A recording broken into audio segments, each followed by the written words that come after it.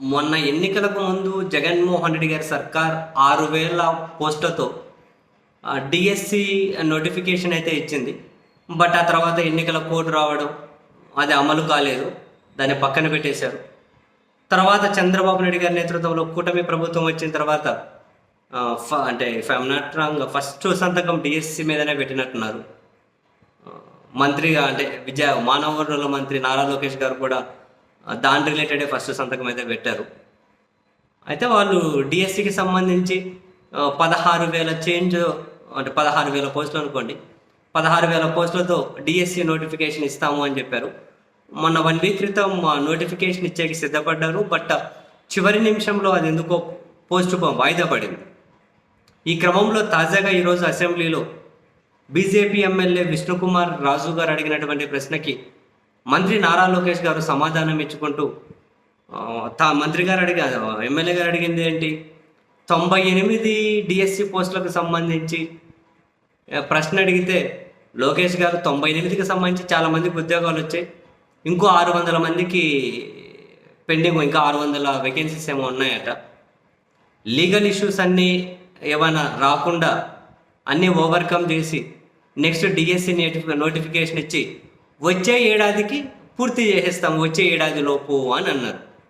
అంటే డిఎస్సి ఇంకా వచ్చే ఏడాదే అని, లీగల్ సమస్యలు ఏవి రాకుండా వచ్చే ఏడాదిలోపు డిఎస్సి పూర్తి చేస్తాము అని అన్నారు.